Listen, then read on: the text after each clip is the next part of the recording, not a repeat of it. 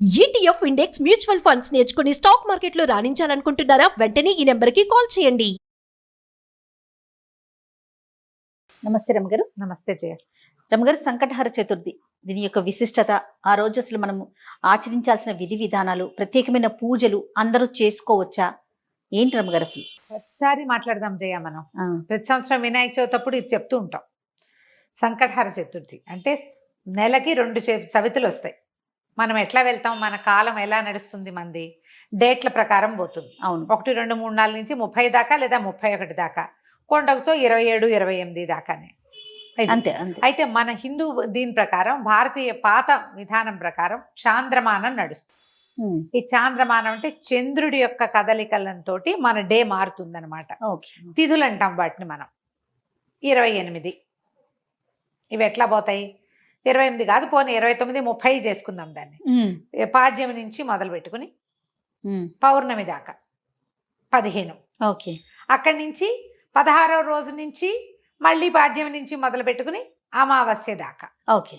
ఇట్లా మన తిథులు నడుస్తూ ఉంటాయి. ఇందులో ప్రతి నెల 2 పాడ్యములు రావాలి, 2 విధియలు, 2 తదియలు, 2 చవితులు, 2 పంచములు, 2 షష్ఠులు, 2 సప్తములు, అన్ని 2 రావాలి. అవును. 2 రానివి ఏమిటి? ఒకటి పౌర్ణమి, రెండోది అమావాస్య. అవి మాత్రం సింగిల్ డేట్స్. చతుర్దశులు, త్రయోదశులు, దశములు, ఏకాదశులు అన్ని 2 రావాల్సింది. ఏకాదశి నియమం మనకి సాధారణంగా ఉంటుంది. ఎట్లా?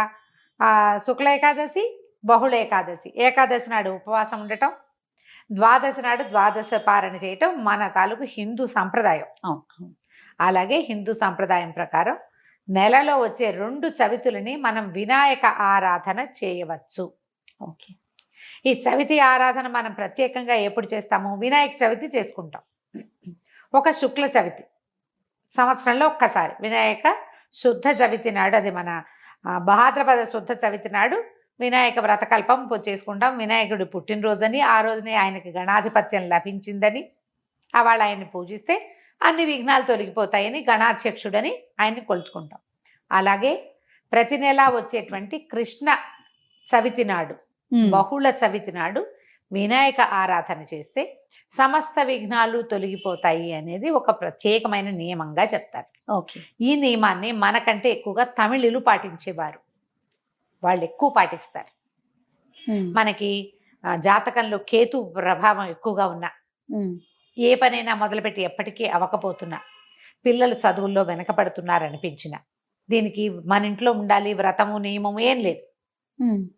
పెద్దవాళ్ళు చెప్పిందే చెయ్యాలి, మన ఇంట్లో లేకపోతే చేయకూడదు అలాంటిది ఉండదు. సార్వజనీయమైన వ్యవహారం, ఎవరైనా చేసుకోవచ్చు. మనమే ప్రాబ్లమ్స్లో ఇరుక్కుంటున్నాం. ఏ పనైనా మొదలు పెడితే అవటం లేదు, అన్ని అడ్డంకులే దానికి. ఓకే. వ్యాపారాలకి, చదువులకి, ఇంట్లో ఏదైనా వస్తువులు తరచుగా పాడైపోవటం, ఇది కూడా జ్ఞాపకం పెట్టుకోండి. మిక్సీ రిపేర్ చేస్తావు, వెట్ గ్రైండర్ పడుకుంటుంది. దానికి ఏదో చేస్తావు, వాషింగ్ మెషిన్ ప్రాబ్లం వస్తుంది, అది అయిపోయింది, సూయింగ్ మెషిన్ పడుకుంటుంది. ఇట్లా రిపేర్లు చేస్తూ ఉన్న వాళ్ళు ఉంటారు చూడు.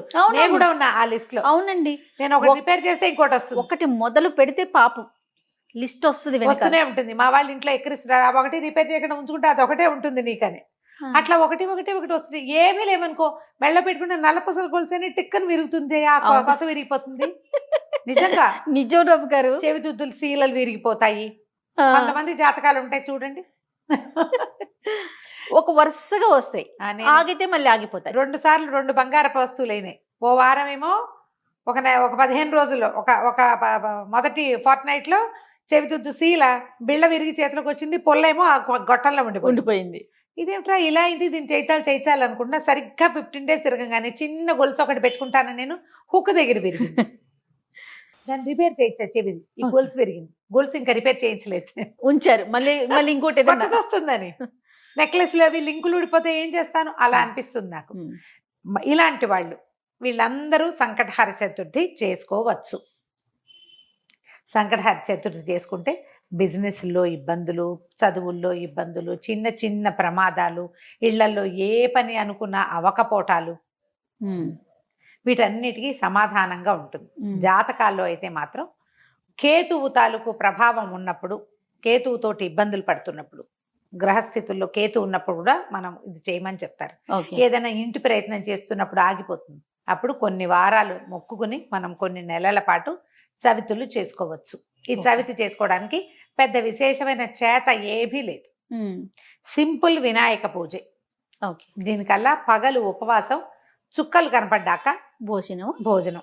ఆ చుక్కలు కనపడ్డాక ఉండ్రాళ్ళు కుడుములు చేసి బియ్యపు రవ్వతోటి చేస్తాం కదా. అవో మీ ఇళ్లలో ఎలాంటి అలవాట్లు ఉంటే పాలతాకలే పెడతాం వినాయకుడికి అని మీకు అలవాటు అనుకో, పాలతాకలు పెట్టండి, మన అలవాటు ప్రకారం పెట్టుకోవచ్చు. కుడుములో ఉండ్రాళ్ళు ఆయనకి నివేదన చేసి నమస్కారం చేసుకుని చంద్రుని చూసి అన్నం తినేసేయచ్చు. పగలు ఉపవాసం ఉండే సంకష్టి అంటారు మహారాష్ట్రియన్స్, కన్నడిగులు బాగా చేస్తారే, బాగా ఎక్కువ ఉంటారు. మన వైపు తక్కువ, కానీ మన వైపు ఇప్పుడు కనపడుతున్నారు బాగా. నాకు కూడా అలవాటు ఉంది, నేను చేస్తాం. అంటే కమ్యూనిటీ వైజ్ గా చేస్తారా రమ్మగారు? అలా ఏం ఉండదమ్మా, అలా ఏం ఎవరైనా చేసి. ఇది ఓ పెద్ద పూజ హడావిడి ఏం లేదు కదా, అది ఏకాదశిలానే. ఏకాదశి లాగానే, కాకపోతే మనం వినాయకుడికి కొలుస్తాం. ఇది సంకటహార చతుర్థి. మనకి కష్టాలు ఇబ్బందులు ఉన్నప్పుడు రుణ విమోచన గణపతి స్తోత్రం అని ఒక ప్రత్యేక స్తోత్రం ఉంది. ప్రణమ్య శిరసాదేవం గౌరీపుత్రం వినాయకం ఇలా స్టార్ట్ అవుతుంది. ఆ స్తోత్రం చదువుకోవచ్చు. అబ్బాయి అవేవి రావండి. సుముఖశ్రీగదంత్య కపిలో గజకర్ణికః మనకు వచ్చు కదా, అంతే. ద్వాదశ నామాలు అవి చదువుకోండి. వినాయకుడికి కొంచెం గరిక వాకిట్లో ఎక్కడైనా పెరళ్లలో ఉన్న బాల్కనీ కుండీల్లో ఉంటే గరికని పెక్కకుండా ఉంచుతా నేను. ఆ వినాయకుడికి పెట్టుకోవచ్చు అని చెప్పి బుధవారం నాడు పెట్టచ్చులే అని. ఆ 2 గరిక పోచలు వినాయకుడికి సమర్పించడం, ఉండ్రాళ్ళు సమర్పించి నమస్కారం చేసుకోండి. ఇది చాలా మంచిది. మరి పసుపుతోటి వినాయకుడిని చెయ్యాలి అదేదో సిద్ధాంతంగా చెయ్యొద్దమ్మా. ఎంత సింపుల్గా అయినా చేసుకోవచ్చు. సాయంకాలం సమీపంలో ఉన్న ఏ దేవాలయంలోనే గణపతి చతుర్థులు చేస్తారు. అన్ని చోట్ల వినాయక ప్రతిష్ట ఉన్న ప్రతి చోట సంకటహర చతుర్థి పూజ చేస్తారు.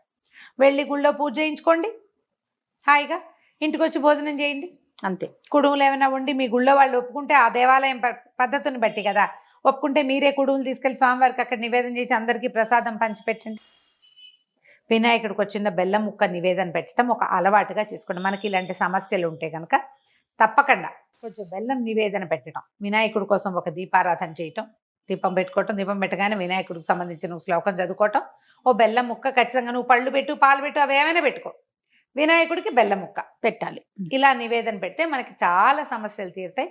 ఇప్పుడు నవంబర్ 1 వచ్చినట్టుంది.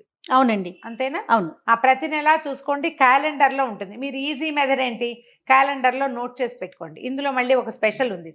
మంగళవారాలు గనక ఈ చతుర్థి వస్తే చాలా విశేషం. అంగారక చతుర్థి అంటారు దాన్ని. అది చాలా విశేషమైంది. అది ఎక్కువ సమస్యలు తీరుస్తుంది, ఇంకా ప్రాబ్లమ్స్ తీరుస్తుంది. దీనివల్ల బ్రహ్మాండం బదలైపోయి వానికి ఏదో వస్తుందని కాదు, కొన్ని జాతకపరమైన సమస్యలు తీరుతాయి. ఏ పనులు కానప్పుడు మనకు ఒక శాంతిగా ఉంటుంది. చికాకు తగ్గినా చాలు కదా అమ్మగారు, ఏదో వచ్చి మీద పడక్కర్లేదు. జస్ట్ మనకు ఉన్న ఆ చికాకు, ఆ బాధ, మనసు శాంతిగా ఉంటే అదే చాలు, అదే చాలు. అంతకంటే ఆటోమేటిక్ గా సమస్యలు పరిష్కారం అవుతాయి. అవును, అలా చేసుకోవచ్చు. మంగళవారం చతుర్థి వచ్చింది అనుకో, ఇంకా కంఫర్టబుల్ గా ఉంటుంది. ఒక 40 చేయొచ్చు, ఇవి 40 చేయొచ్చు, 21 చేయొచ్చు, 5 నేను 7 లెక్క పెట్టుకుని కూడా చేస్తా. ప్రతి నెల సంకటహర చతుర్థి నాడు పొద్దున్నే మా అక్కయ్య నేను ఒకళ్ళు గుర్తు చేసుకుంటాం ఇవాళ చతుర్థి అని. ఓకే, జ్ఞాపకం చేసుకుని మా ఇద్దరికి అలవాటు ఉంది. నాకు కొంచెం వినాయక ఇవి కూడా ఎక్కువ కదా, ఎక్కువ శ్లోకాలు చదువుకుంటాను నేను. చిన్నప్పుడు చదువుకున్న తొండమున ఏకదంతమును కూడా చదువుతారు రోజు నేను. నాకు అది అలవాటు. ఎవరి అలవాట్లు వాళ్ళవి కదా, మీరు అలవాటు చేసుకోండి. ఏదైనా ఇలాంటి సమస్యలు ఉన్నప్పుడు ఇట్లా చేసుకోవచ్చు. ఇది కొన్నాళ్ళు చేసి మానేయచ్చా లాంటి ప్రశ్నలు వస్తాయి. ఎంతసేపు, కొన్ని వారాలు నియమంగా పెట్టుకోండి, కొన్ని నెలలు, ప్రతి నెల సంకటహర చతుర్థి చేయాలి. 2 సార్లు, సంవత్సరం 2 సార్లు వస్తుంది కదా. మీరు కృష్ణ చతుర్థి, మామూలు చతుర్థి కూడా చేసుకోవచ్చు. లేదా నేను సంకష్టే చేస్తాను అంటే కనుక సంకష్టులు మాత్రమే చేసుకోవచ్చు, సంకటహర చతుర్థి మాత్రమే చేసుకోవచ్చు. ప్రతి నెల చేస్తే ఇప్పుడు సంవత్సరం చేద్దామని మొక్కున్నాం అనుకోండి, 12 అవుతాయి. ఒకవేళ మధ్యలో ఒక నెల పీరియడ్ వచ్చింది, ఆడవాళ్ళకి సమస్యలు వస్తాయి, ఇంకోసారి మళ్ళీ మొదలు పెట్టక్కర్లేదమ్మా, కంటిన్యూ చేసుకోవచ్చు. దీనికి మీరు ఈజీ మెథడ్ ఏంటంటే, ఇప్పుడు స్మార్ట్ ఫోన్లు వచ్చినాయి కాబట్టి స్మార్ట్ ఫోన్లో చూసుకుని పెట్టుకోండి డేట్లు. నేనైతే క్యాలెండర్లో రౌండ్ ఆఫ్ చేసి పెట్టుకుంటా ఇవాళ చతుర్థి అని. వాళ్ళు కూడా ఎర్ర వినాయకుడు బొమ్మ వేస్తుంటారు, అక్కడ వినాయకుడు బొమ్మ కనపడుతుంది, టీటీడీ వాళ్ళ దాంట్లో కనిపిస్తూ ఉంటుంది. సో గుర్తుపెట్టుకుని ఆ రోజున మీరు చేయవలసింది ఏంటి, వినాయకుడికి సంబంధించిన స్తోత్రం చదువుకోవటం, 2 గరిక పోచలు తెచ్చి వినాయకుడికి సమర్పించడం, కొంచెం కుడుములో ఏవైనా నివేదన చేయటం, పగలు ఉపవసించి చంద్రుడు కనపడ్డాక దండం పెట్టుకుని భోజనం చేయటం చేసి చూడండి. మీకు చాలా ఇబ్బందులు తొలుగుతాయి. పెద్ద విశేషంగా ఏదో మాత్రం కాదు, మంచిది. మీకు ప్రధానమైనది ఏంటంటే ఇబ్బందులు తొలుగుతున్నట్టు కనపడుతుంది కానీ. అది రైట్ అమ్మ గారు. నమస్తే. నమస్తే జీ.